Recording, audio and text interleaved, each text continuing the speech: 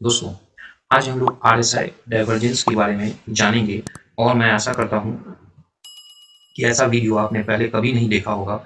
और जिस तरह से मैं अगर आपको एग्जांपल देता हूं दोस्तों, तो आपको आरएसआई के बारे में पूरी क्लियरिटी मिलेगी। और अगर वीडियो अच्छी लगी दोस्तों तो लाइक एंड सब्सक्राइब जरूर करें। तो आइए जानते हैं दोस्तों आरएसआई के बारे में। दोस्तों, यह एक रेशियो को रिप्रेजेंट करता है जहां पे 14 पीरियड्स ऑफ ए गेन और 14 पीरियड्स ऑफ ए लॉस को कैलकुलेट किया जाता है। मैं 14 पीरियड इसलिए बोल रहा हूं दोस्तों क्योंकि आरएसआई हम लोग 14 पीरियड का ही देखते हैं। यह एक रेंज बाउंड ऑसिलेटर है जो कि 100 से 0 के बीच में ऑसिलेट करती है दोस्तों। यह हमें अभी तक बताया जाता है कि अगर आरएसआई 70 हो गया तो यह ओवरसोल्ड जोन में हो गया और 30 आ गई तो यह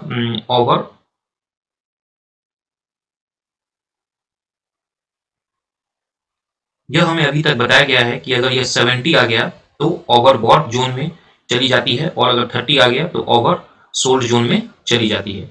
बट यह दोस्तों गलत है। अभी मैं आपको एग्जांपल से क्लियर करता हूं। और आरएसआई से सिग्नल जनरेट होता है जहां पे हम लोग डाइवर्जेंस देखते हैं और इसी डाइवर्जेंस का फेलियर देखते हैं, जहां से हम लोग ट्रेंड रिवर्सल को जानकारी ले सकते हैं। कैसे लेंगे दोस्तों और हमें कैसे समझ में आएगा, ये अभी आने वाले वीडियो में हम देख पाएंगे। तो दोस्तों, जो हमारा टॉपिक है डाइवर्जेंस की, तो अगर उसमें हम देखें तो यह प्राइस इसमें लोअर लो बनाती है, बट आरएसआई जो है वो लोअर हायर लो बनाती है। यानी कि यहाँ पे हायर लो की पोजीशन बनती है, यहाँ पे लोअर की पोजीशन रहती है, जबकि प्राइस में लोअर लो बनाती है। तो यह बुलिश डाइवर्जेंस कहलाता है दोस्तों। इसे हम लोग बुलिश हिडन डाइवर्जेंस, बहुत लोग दोस्तों इसे बुलिश हिडन डाइवर्जेंस भी बोलते हैं, इसको हिडन डाइवर्जेंस भी बोलते हैं और बहुत लोग इसको पीआर बोलते हैं। तो दोनों एक ही है दोस्तों, PR and bullish hidden divergence. इसमें क्या होती है, प्राइस तो दोस्तों हायर हायर बनाती है, बट आरएसआई जो है वो हायर लो बनाती है। तो इसमें क्या होता है, आरएसआई तो नीचे चले आती है, अपनी प्रीवियस लो को ब्रेक कर देती है, बट प्राइस ब्रेक नहीं कर पाती है और प्राइस सुप्रीम होती है, इसी के लिए ऊपर चली जाती है। तो इसे बुलिश सिग्नल माना जाता है दोस्तों, इसे बुलिश सिग्नल माना जाता है। और जो सेकेंड इंपॉर्टेंट फैक्टर है इसके लिए, ये ऑलवेज अप ट्रेंड में बनती है, ये ऑलवेज अप ट्रेंड में बनती है और ये कंफर्मेशन देती है, ये कंफर्मेशन देती है हमें अप ट्रेंड की, ये कंफर्मेशन हमें देती है फॉर द अप ट्रेंड। तो ये पीआर के बारे में या बुलिश हिडन डाइवर्जेंस के बारे में जानकारी थी दोस्तों। ये बियरिश डाइवर्जेंस है। यहाँ पे क्या होती है, प्राइस तो हायर हाई बनाती है, बट आरएसआई जो है दोस्तों वो हायर हाई बनाने में असफल होती है, या हायर और ये जो हाई है इस हाई से कम होती है तो लोअर हाई बनाती है। इसको बियरिश डाइवर्जेंस बोलती है। और यह ट्रेंड रिवर्सल के लिए यूज होता है दोस्तों, ये ट्रेंड रिवर्सल के लिए यूज होता है। एनआर और bearish hidden divergence, hidden divergence एक ही है दोस्तों। बहुत लोग इसे बियरिश हिडन डाइवर्जेंस कहते हैं, बहुत लोग इसे एनआर कहते हैं। इसमें क्या होती है, जो प्राइस जो है दोस्तों वो हायर हायर लो बनाती है और आरएसआई जो है वो हायर हाई बनाती है, हायर हाई बनाती है। तो ये दोस्तों फिर एक ट्रेंड कंटिन्यूएशन को कंफर्मेशन देती है। ये ऑलवेज डाउन ट्रेंड में बनती है, ये ऑलवेज डाउन ट्रेंड में बनती है और इसी डाउन ट्रेंड को ये कंफर्म करती है बाय इसका फॉर्मेशन। अगर नेगेटिव एनआर की फॉर्मेशन होती है तो हम ये कंफर्म करते हैं कि ट्रेंड जो है वो अभी डाउन ट्रेंड है और ये कंटिन्यू रहेगी। और अगर दोस्तों समरी का बात करें तो बुलिश डाइवर्जेंस और बियरिश डाइवर्जेंस, तो बुलिश डाइवर्जेंस जो है दोस्तों ये दो तरह की होती है, रेगुलर एंड हिडन। बुलिश को पीआर और बियरिश को एनआर भी बोला जाता है दोस्तों। तो देखेंगे अगर मैं डिफरेंशिएट करूं इसमें तो आप देखेंगे यहाँ पे क्या हो रही है, प्राइस जो है वो लोअर लो कर रही है और आरएसआई जो है वो हायर हाई जा रही है। यहाँ पे दोस्तों प्राइस जो है वो हायर हाई जा रही है और आरएसआई जो है वो लोअर लो जा रही है और ये पीआर होती है। बियरिश डाइवर्जेंस में ये प्राइस हायर हाई जा रही है और आरएसआई जो है वो लोअर लो जा रही है। बट एनआर में क्या होता है दोस्तों, प्राइस जो है वो हायर लो जाती है और आरएसआई जो है वो हायर हाई जाती है।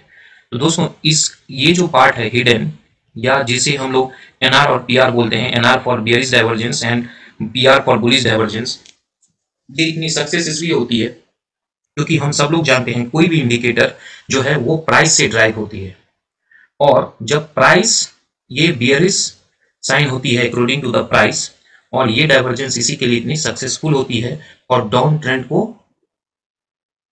दर्शाती है और कंफर्म करती है कि ट्रेंड जो है वो अभी डाउन ट्रेंड है, और यहाँ पे प्राइस जो है वो हायर है, यानी कि बुलिश को शो करता है, बुलिशनेस को शो करता है। इसी के लिए ये आरएसआई कंफर्म करता है जो ट्रेंड जो है वो अभी अप ट्रेंड है, और ये अप ट्रेंड में इसकी फॉर्मेशन होती है। तो ये तो थी दोस्तों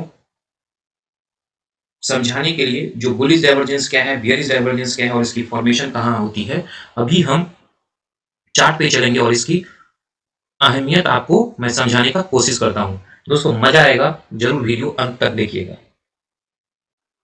आरएसआई को जब भी आप देखें तो लाइन चार्ट में कन्वर्ट कर ले ताकि ये क्लियर आपको इसकी समझ होगी, क्योंकि कैंडलस्टिक में क्लोजर समझ में नहीं आती है वीक के कारण, जो कि लाइन चार्ट में कंसीडर की जाती है ओनली क्लोजिंग को। तो इसी के लिए लाइन चार्ट में आरएसआई अच्छी तरह से दिखती है। तो दोस्तों जैसा कि मैंने आपसे कहा था कि एनआर की जो फॉर्मेशन होती है, एनआर की जो फॉर्मेशन होती है वो हमेशा डाउन ट्रेंड में होती है। और आप देखेंगे दोस्तों ये जो प्राइस है, मैं इसको अंडरलाइन करता हूं आपको समझाने के लिए, ये इसका स्विंग है और ये जो है ये इसका स्विंग है। तो आप देख पाएंगे दोस्तों ये जो फॉर्मेशन हुई है ये एनआर की फॉर्मेशन हुई है, क्योंकि आरएसआई ने यहाँ पे हायर हाई बनाया है, हायर हाई बनाया है। ये पोजीशन से ये पोजीशन इसकी हाई है, बट प्राइस में इस पोजीशन से ये पोजीशन इसकी लो है, और ये एनआर की फॉर्मेशन होती है। और आप देखेंगे प्राइस इसके बाद कितने अच्छे तरीके से नीचे आएगी। दोस्तों यहाँ पे फिर से एनआर का फॉर्मेशन हुआ है, क्योंकि प्राइस ने लोअर लो बनाई है और आरएसआई ने फिर यहाँ से हायर हाई बनाई है और प्राइस फिर से नीचे आई। यहाँ पे आप देखेंगे फिर से प्राइस ने लोअर लो बनाया और आरएसआई ने यहाँ पे फिर हायर हाई बनाया और प्राइस फिर नीचे आई। और आप देखेंगे दोस्तों जो दूसरी बात मैंने कही थी, अगर 30 के नीचे आरएसआई अगर ओवरसोल्ड है तो आप देख सकते हैं आरएसआई की ये मोमेंटम, यहाँ पे आरएसआई नियर अबाउट 32 के आसपास है और यहाँ पे 14 मतलब 15 पॉइंट का आरएसआई का मोमेंटम सिर्फ निफ्टी में 900 पॉइंट का मोमेंटम दिया है दोस्तों। 900 पॉइंट इन इंडेक्स बहुत बड़ी बात होती है। तो ये जो मैंने आपसे सेकंड ऑप्शन कहा था जो ये 30 में ओवरसोल्ड होती है, ये मिथ है, ये भ्रम है दोस्तों, ऐसा कुछ नहीं होता है। तो दोस्तों यहाँ पे आपने देखा जो एनआर का फॉर्मेशन के बाद निफ्टी कंटिन्यूअस डाउन ट्रेंड में है, और अभी भी एक एनआर की बड़ी एनआर का फॉर्मेशन है। यहाँ पे प्राइस तो हायर हाई बना रही है, बट सॉरी आरएसआई तो हायर हाई बना रही है, बट प्राइस अभी भी लोअर लो ही बनाई है दोस्तों। तो ये जो एनआर है ये फेल्ड कब हो जाएगी, जब प्राइस इस लेवल को क्रॉस कर देगी, तब एनआर का फेलियर हो जाएगा दोस्तों। और ये फेलियर क्यों होगा, क्योंकि मैं आपको बताने की कोशिश कर रहा हूं, अगर प्राइस इस तरह से लोअर लो बनाए और आरएसआई में इस तरह से हायर हाई बने, तो ये जो एनआर का फॉर्मेशन है ये सक्सेस तब होगा जब सेकेंड टाइम प्राइस नीचे स्विंग आ रही है, ये इस स्विंग के नीचे आ जाए। तो दोस्तों ये एनआर सक्सेसफुल है, बट अगर प्राइस इस तरह से लोअर लो बनाए और यानी कि इस लो को अगर प्राइस फिर से ब्रेक नहीं करती है, तो ये जो एनआर का फॉर्मेशन है ये फेल्ड हो जाता है।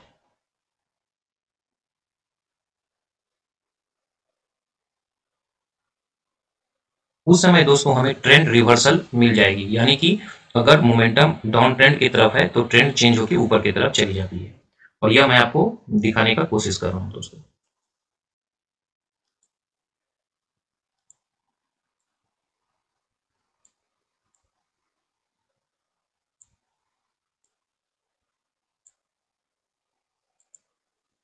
यहाँ पे दोस्तों एक अप ट्रेंड थी, यहाँ पे जो ट्रेंड थी वो अप ट्रेंड थी, और आप देखेंगे जो प्राइस